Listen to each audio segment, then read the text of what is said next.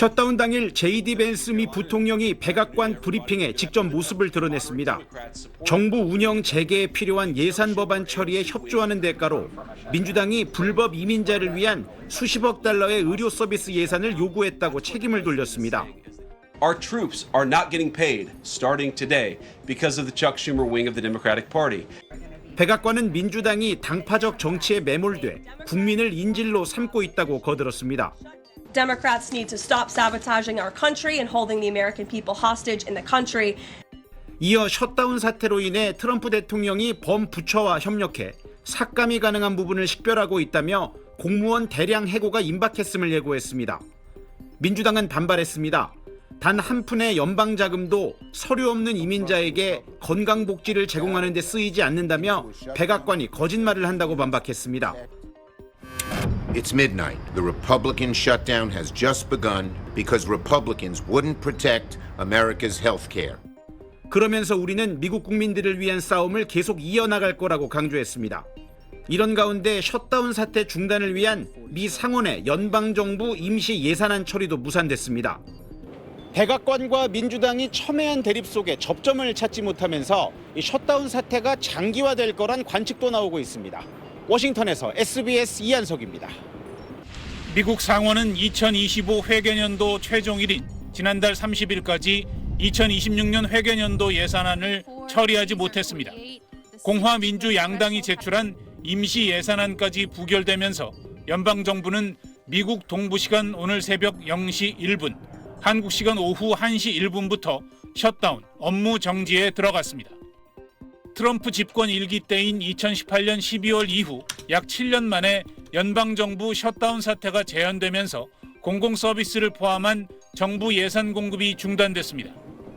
이에 따라 연금과 장애인 복지를 담당하는 사회보장국 직원 12%, 미군 민간고용 직원 74만여 명 중 절반 등이 무급휴직에 돌입했습니다. 또 항공관제와 공항 보안검색, 국립공원 등 곳곳에서 업무 차질과 이용객 불편이 가중될 것으로 보입니다. 이번 셧다운 사태는 공공의료보험인 일명 오바마 케어 보조금을 계속 지급할지를 두고 트럼프 정부와 민주당이 극한 대립하면서 빚어졌습니다.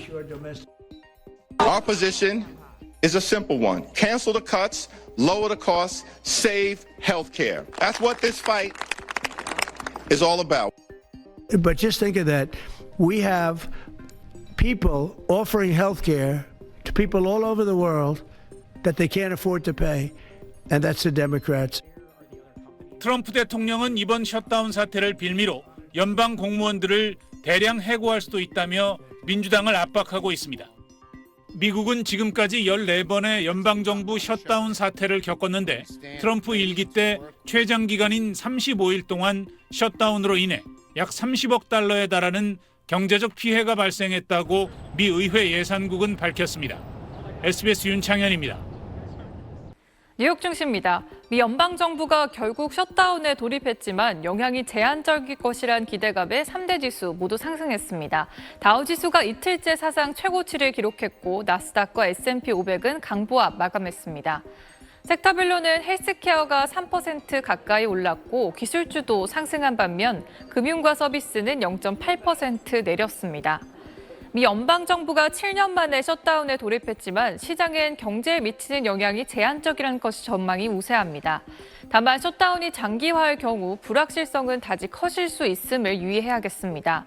이런 가운데 어젯밤 나온 민간 고용 보고서는 금리 인하 가능성을 키웠습니다.